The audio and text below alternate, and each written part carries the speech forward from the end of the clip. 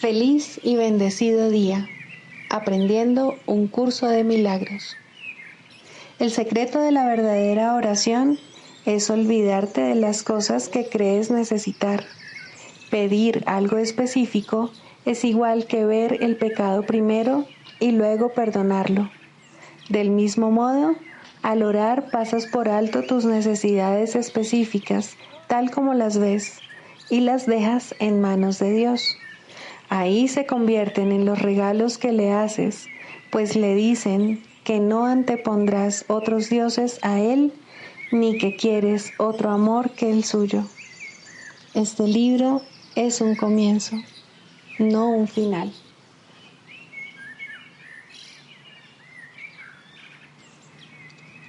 El perdón es el medio que nos permitirá recordar. Mediante el perdón cambiamos la manera de pensar del mundo. El mundo perdonado se convierte en el umbral del cielo, porque mediante su misericordia podemos finalmente perdonarnos a nosotros mismos. Al no mantener a nadie prisionero de la culpabilidad, nos liberamos. Al reconocer a Cristo en todos nuestros hermanos, reconocemos su presencia en nosotros mismos. Al olvidar todas nuestras percepciones erróneas y al no permitir que nada del pasado nos detenga, podemos recordar a Dios. El aprendizaje no nos puede llevar más allá. Cuando estemos listos, Dios mismo dará el último paso que nos conducirá de regreso a Él.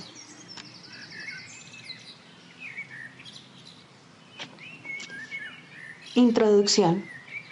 Este es un curso de milagros. Es un curso obligatorio. Solo el momento en que decides tomarlo es voluntario. Tener libre albedrío no quiere decir que tú mismo puedas establecer el plan de estudios. Significa únicamente que puedes elegir lo que quieres aprender en cualquier momento dado. Este curso no pretende enseñar el significado del amor, pues eso está más allá de lo que se puede enseñar. Pretende, no obstante, despejar los obstáculos que impiden experimentar la presencia del amor, el cual es tu herencia natural. Lo opuesto al amor es el miedo, pero aquello que todo lo abarca no puede tener opuestos. Este curso puede, por lo tanto, resumirse muy simplemente de la siguiente manera. Nada real puede ser amenazado. Nada irreal existe. En esto radica la paz de Dios.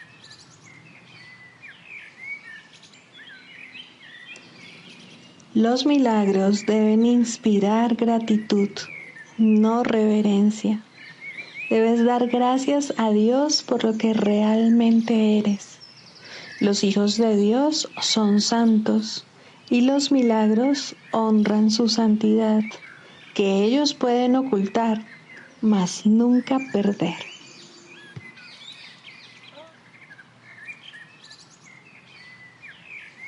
Capítulo 9. La aceptación de la expiación. 8. La grandeza en contraposición a la grandiosidad. La grandeza es de Dios y solo de Él, por lo tanto, se encuentra en ti. Siempre que te vuelves consciente de ella, por vagamente que sea, abandonas al ego automáticamente, ya que en presencia de la grandeza de Dios, la insignificancia del ego resulta perfectamente evidente. Cuando esto ocurre, el ego cree, a pesar de que no lo entiende, que su enemigo lo ha atacado e intenta ofrecerte regalos para inducirte a que vuelvas a ponerte bajo su protección. El autoengrandecimiento es la única ofrenda que puede hacer. La grandiosidad del ego es la alternativa que él ofrece a la grandeza de Dios. ¿Por cuál de estas dos alternativas te vas a decidir? El propósito de la grandiosidad es siempre encubrir la desesperación. No hay esperanzas de que pueda hacerlo porque no es real. Es un intento de contrarrestar tu sensación de pequeñez basado en la creencia de que la pequeñez es real. Sin esta creencia, la grandiosidad no tendría sentido y no la desearías en absoluto. La esencia de la grandiosidad es la competencia, porque la grandiosidad siempre implica ataque. Es un intento ilusorio de eclipsar, pero no de deshacer. Dijimos anteriormente que el ego oscila entre la sospecha y la perversidad. Permanece receloso mientras te desesperes contigo mismo. Pasa a la perversidad cuando decides no tolerar más tu autodegradación e ir en busca de ayuda. Entonces te ofrece como solución la ilusión del ataque. El ego no entiende la diferencia que hay entre la grandeza y la grandiosidad, porque no ve la diferencia que hay entre los impulsos milagrosos y las extrañas creencias del ego que él mismo ha inventado. Te dije que el ego es consciente de que su existencia está amenazada, pero no hace distinciones entre estos dos tipos de amenaza tan diferentes. Su profunda sensación de vulnerabilidad le impide juzgar, excepto con ataques. Cuando el ego se siente amenazado, su única elección estriba en si atacar ahora o retirarse para atacar más tarde. Si aceptas su oferta de grandiosidad, atacará inmediatamente. Si no, esperará. El ego queda inmovilizado en presencia de la grandeza de Dios, porque su grandeza establece tu libertad. Aún la más leve indicación de tu realidad expulsa literalmente al ego de tu mente, ya que deja de interesarte por completo. La grandeza está totalmente desprovista de ilusiones y, puesto que es real, es extremadamente convincente. Mas la convicción de que es real te abandonará a menos que no permitas que el ego la ataque. El ego no escatimará esfuerzo alguno por rehacerse y movilizar sus recursos en contra de tu liberación. Te dirá que estás loco y alegará que la grandeza no puede ser realmente parte de ti debido a la pequeñez en la que él cree. Pero tu grandeza no es ilusoria, porque no fue invención tuya. Inventaste la grandiosidad y le tienes miedo porque es una forma de ataque, pero tu grandeza es de Dios, quien la creó como expresión de su amor. Desde tu grandeza tan solo puedes bendecir, porque tu grandeza es tu abundancia. Al bendecir, la conservas en tu mente, protegiéndola así de las ilusiones y manteniéndote a ti mismo en la mente de Dios. Recuerda siempre que no puedes estar en ninguna otra parte excepto en la mente de Dios. Cuando te olvidas de esto, te desesperas y atacas. El ego depende exclusivamente de que estés dispuesto a tolerarlo. Si estuvieses dispuesto a contemplar tu grandeza, no podrías desesperarte y, por lo tanto, no podrías desear al ego. Tu grandeza es la respuesta de Dios al ego porque es verdad. La pequeñez y la grandeza no pueden coexistir, ni tampoco pueden sucederse alternadamente. La pequeñez y la grandiosidad, por otra parte, no tan solo pueden, sino que se ven obligadas a alternar, puesto que ninguna de las dos es verdad y se encuentran, por lo tanto, en el mismo nivel. Al ser este el nivel de los cambios, se experimenta como un constante alternar, siendo los extremos su característica principal. La verdad y la pequeñez se niegan mutuamente porque la grandeza es verdad. La verdad no cambia, siempre es verdad. Cuando pierdes la conciencia de tu grandeza, es que la has reemplazado con algo que tú mismo inventaste. Quizá con la creencia en la pequeñez, quizá con la creencia en la grandiosidad, mas cualquiera de ellas no puede sino ser demente porque no es verdad. Tu grandeza nunca te engañará, pero tus ilusiones siempre lo harán. Las ilusiones son engaños, no puedes triunfar, pero estás exaltado. Y en tu estado de exaltación buscas a otros que son como tú y te regocijas con ellos. Es fácil distinguir la grandeza de la grandiosidad, pues el amor puede ser correspondido, pero el orgullo no. El orgullo no producirá milagros y te privará, por lo tanto, de los verdaderos testigos de tu realidad.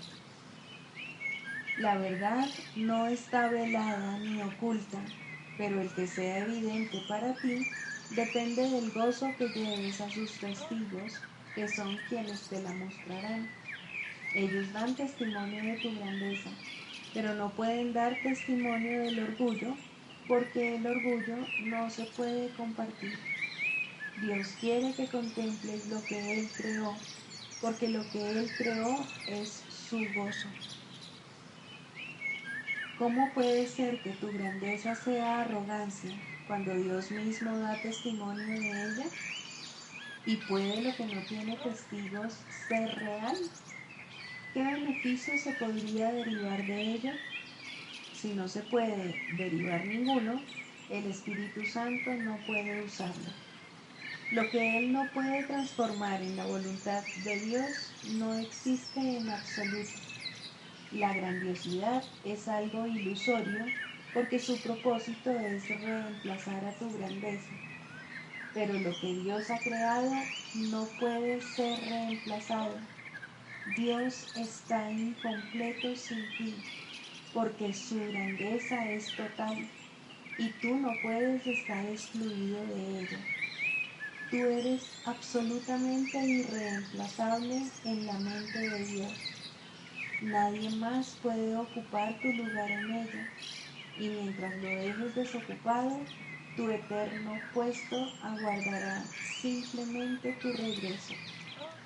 Dios te recuerda esto a través de su voz, y Él mismo mantiene a salvo tus extensiones dentro de su mente, mas no las conocerás hasta que regreses a ellas.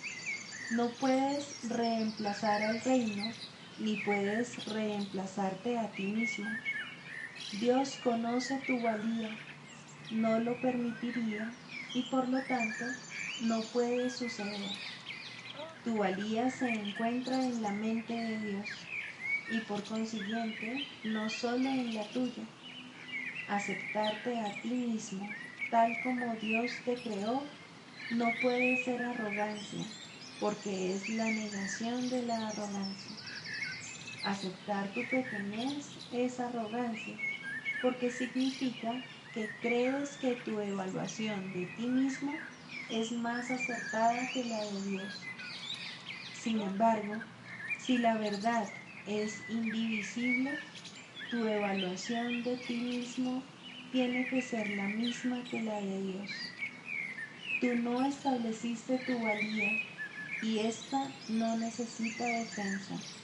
Nada puede atacarla ni prevalecer contra ella. No varía, simplemente es. Pregúntale al Espíritu Santo cuál es tu valía y Él te lo dirá. Pero no tengas miedo de su respuesta, pues procede de Dios. Es una respuesta exaltada por razón de su origen. Y como el origen es verdad, la respuesta lo es también. Escucha y no pongas en duda lo que oigas, pues Dios nunca engaña. Él quiere que reemplaces la creencia del ego en la pequeñez por su propia respuesta exaltada a lo que tú eres, de modo que puedas dejar de ponerla en duda y la conozcas tal como es.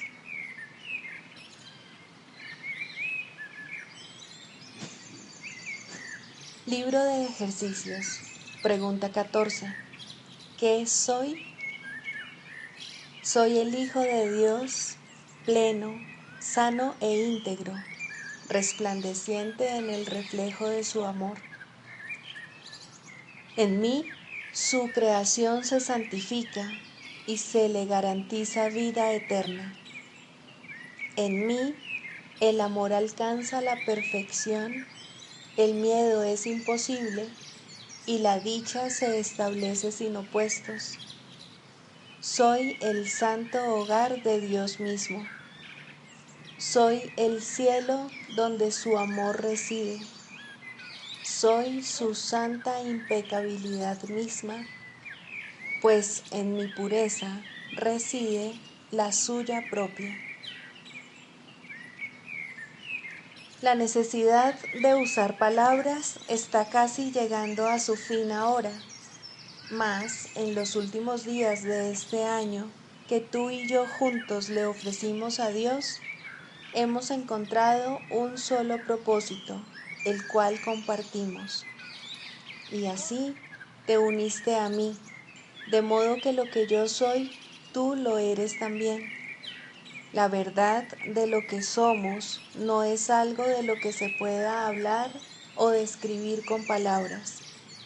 Podemos, sin embargo, darnos cuenta de la función que tenemos aquí y usar palabras para hablar de ello, así como para enseñarlo si predicamos con el ejemplo. Somos los portadores de la salvación. Aceptamos nuestro papel como salvadores del mundo, el cual se redime mediante nuestro perdón conjunto. Y al concederle el regalo de nuestro perdón, éste se nos concede a nosotros. Vemos a todos como nuestros hermanos y percibimos todas las cosas como buenas y bondadosas. No estamos interesados en ninguna función que se encuentre más allá del umbral del cielo. El conocimiento volverá a aflorar en nosotros cuando hayamos desempeñado nuestro papel. Lo único que nos concierne ahora es dar la bienvenida a la verdad. Nuestros son los ojos a través de los cuales la visión de Cristo ve un mundo redimido de todo pensamiento de pecado. Nuestros los oídos que oyen la voz que habla por Dios, proclamar que el mundo es inocente. Nuestras las mentes que se unen conforme bendecimos al mundo. Y desde la unión que hemos alcanzado, invitamos a todos nuestros hermanos a compartir nuestra paz y a consumar nuestra dicha. Somos los santos mensajeros de Dios que hablan en su nombre y que al llevar su palabra a todos aquellos que Él nos envía, aprendemos que está impresa en nuestros corazones. Y de esta forma, nuestras mentes cambian con respecto al objetivo para el que vinimos y al que ahora procuramos servir. Le traemos buenas nuevas al Hijo de Dios que pensó que sufría.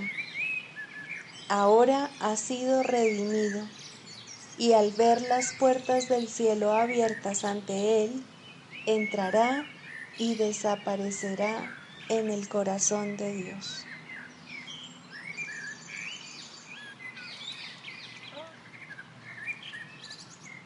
Lección 354. Cristo y yo nos encontramos unidos en paz y seguros de nuestro propósito. Su Creador reside en Él, tal como Él reside en mí. Mi unidad con el Cristo me establece como tu Hijo más allá del alcance del tiempo y libre de toda ley, salvo de la tuya. No tengo otro ser que el Cristo que vive en mí. No tengo otro propósito que el suyo, y Él es como su Padre. Por lo tanto, no puedo sino ser uno contigo, así como con Él. Pues, ¿quién es Cristo sino tu Hijo tal como tú lo creaste? ¿Y qué soy yo sino el Cristo en mí?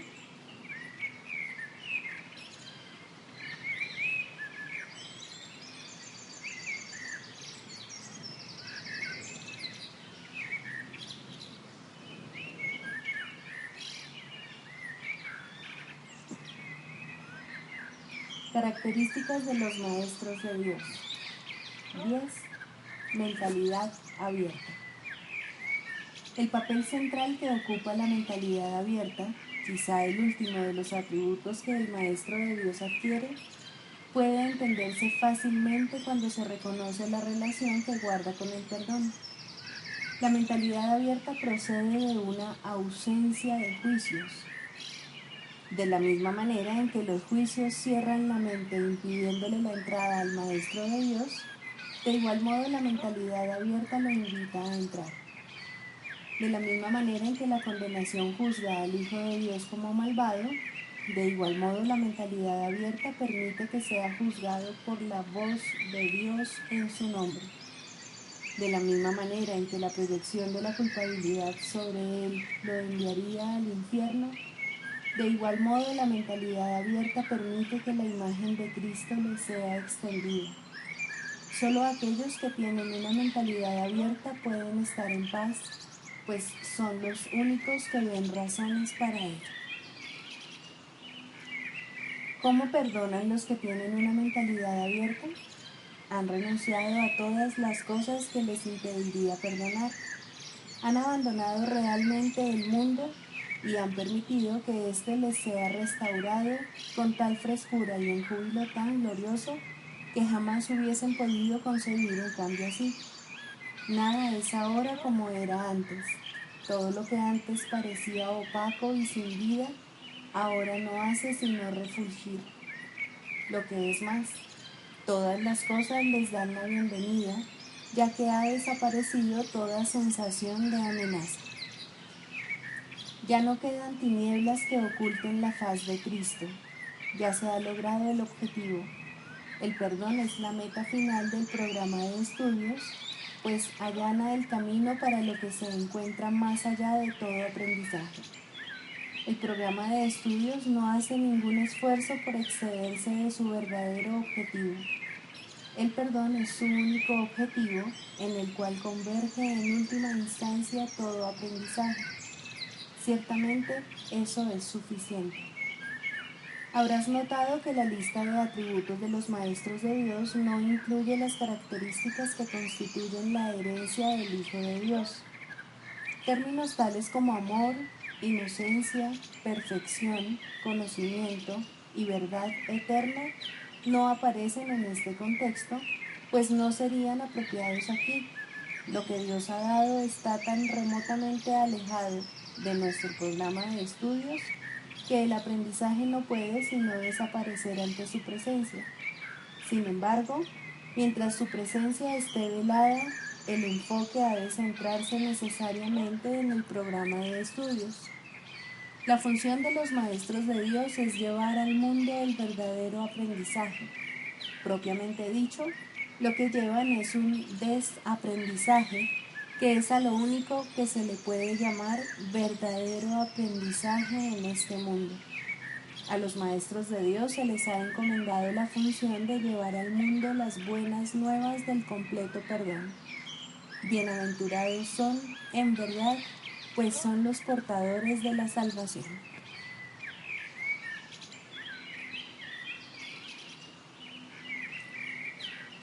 Manual para el maestro, pregunta 20. ¿Qué es la paz de Dios? Se ha dicho que hay una paz que no es de este mundo. ¿Cómo se puede reconocer? ¿cómo se puede encontrar? Y una vez que se encuentra, ¿cómo se puede conservar? Consideremos cada una de estas preguntas por separado, ya que cada una refleja un paso diferente en el camino. Examinemos la primera. ¿Cómo se puede reconocer la paz de Dios? La paz de Dios se reconoce al principio solo por una cosa. Desde cualquier punto de vista, es una experiencia radicalmente distinta de cualquier experiencia previa. No trae a la mente nada que haya sucedido antes, no evoca nada que se pueda asociar con el pasado. Es algo completamente nuevo. Existe ciertamente un contraste entre esta experiencia y cualquier experiencia del pasado, pero curiosamente, no es este un contraste que esté basado en diferencias reales. El pasado sencillamente se desvanece y la quietud eterna pasa a ocupar su lugar. Eso es todo. El contraste que se había percibido al principio sencillamente desaparece. La quietud se ha extendido para cubrirlo todo. ¿Cómo se encuentra esa quietud? Nadie que busque únicamente sus condiciones puede dejar de encontrarla. La paz de Dios no puede hacer acto de presencia allí donde hay ira, pues la ira niega forzosamente la existencia de la paz. Todo aquel que de alguna manera o en cualquier circunstancia considere que la ira está justificada, proclama que la paz es una insensatez y no podrá por menos que creer que no existe. En esas condiciones no se puede hallar la paz de Dios. El perdón es, por lo tanto, la condición indispensable para hallarla. Lo que es más, donde hay perdón, tiene que haber paz. Pues, ¿qué otra cosa sino el ataque conduce a la guerra? ¿Y qué otra cosa sino la paz es lo opuesto a la guerra? Aquí el contraste inicial resalta de una manera clara y evidente. Cuando se halla la paz, no obstante, la guerra deja de tener sentido, y ahora es el conflicto el que se percibe como inexistente e irreal. ¿Cómo se conserva la paz de Dios una vez que se ha encontrado? Si la ira retorna en la forma que sea, el pesado telón volverá a caer una vez más y la creencia de que no es posible que haya paz inevitablemente regresará. La guerra se volverá a aceptar una vez más como la única realidad, y ahora tendrás que deponer tu espada nuevamente, aunque no te hayas dado cuenta de que la habías vuelto a blandir. Pero al recordar, aunque solo sea vagamente, cuán feliz eras sin ella, te darás cuenta de que debiste haberla vuelto a blandir para defenderte. Detente entonces por un momento y piensa en lo siguiente. ¿Prefieres el conflicto o sería la paz de Dios una opción mejor? ¿Cuál te aporta más? Una mente tranquila no es un regalo baladí. ¿No es preferible vivir a elegir la muerte? Vivir es júbilo, pero la muerte no es sino llanto. Ves en la muerte tu escapatoria de lo que has hecho, pero lo que no ves es que tú mismo inventaste la muerte, la cual no es más que una ilusión de un final. La muerte no puede ser una escapatoria porque el problema no radica en la vida. La vida no tiene opuesto, pues es Dios. La vida parece ser lo opuesto a la muerte, porque tú has decidido que la muerte acaba con la vida. Perdona al mundo y comprenderás que nada que Dios creó puede tener fin y que nada que Él no haya creado es real. Con esta frase se resume nuestro curso. Con esta frase se le da a nuestras prácticas el único objetivo que tienen. Con esta frase se describe el programa de estudios del Espíritu Santo exactamente como es. ¿Qué es la paz de Dios? La paz de Dios no es más que esto. el simple entendimiento de que su voluntad no tiene ningún opuesto. Ningún pensamiento que contradiga su voluntad puede ser verdadero. El contraste entre su voluntad y la tuya tan solo daba la impresión de ser real. En realidad no había conflicto, pues su voluntad es la tuya. Ahora la poderosa voluntad de Dios mismo es su regalo para ti. Él no desea quedarse con ella solo para sí. ¿Por qué querrías mantener tus insignificantes y frágiles alucinaciones ocultas de Él? La voluntad de Dios es una y es lo único que existe. Ese es tu patrimonio. Todo el universo que se encuentra más allá del sol y las estrellas, así como de todos los pensamientos que puedas concebir, te pertenece. La paz de Dios es la condición para que se haga su voluntad. Alcanza su paz y le recordarás.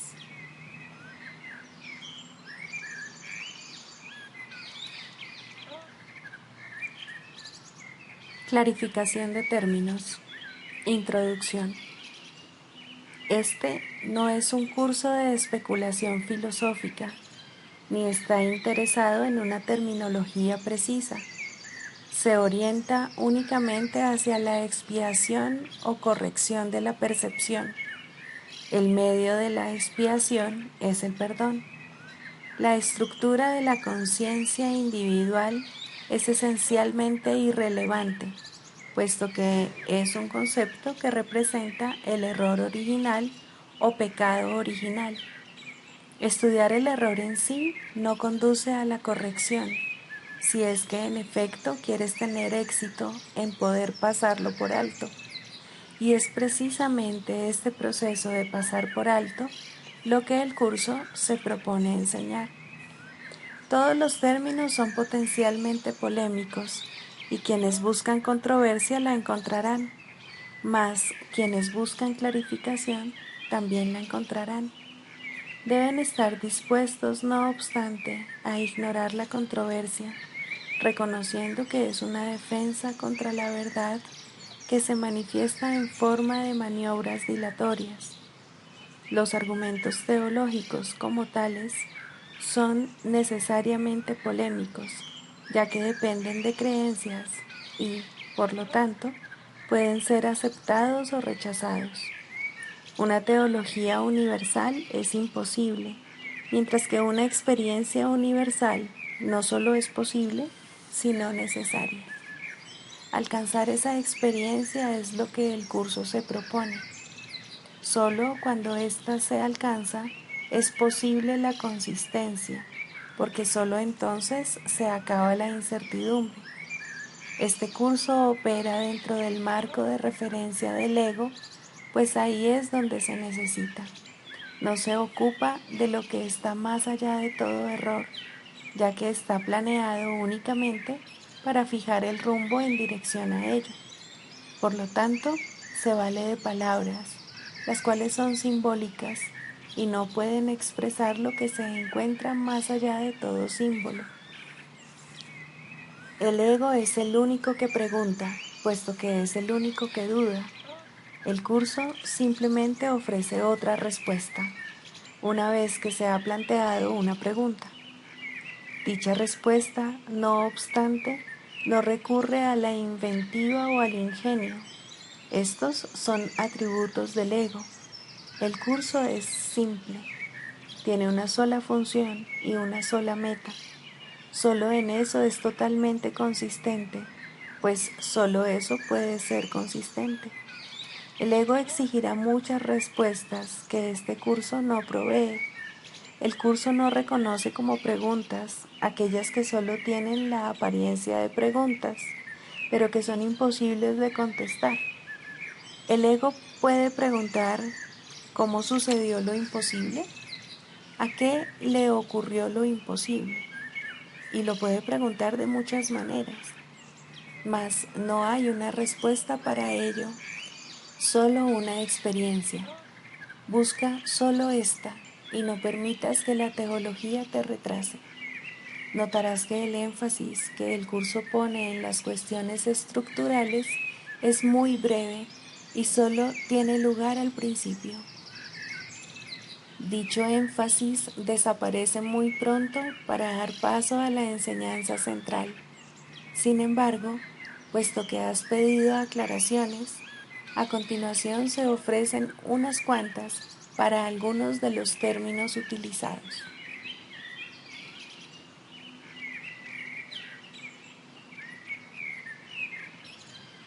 Sigamos a Jesús haciendo del perdón algo tan natural como respirar y algo tan vital como el aire.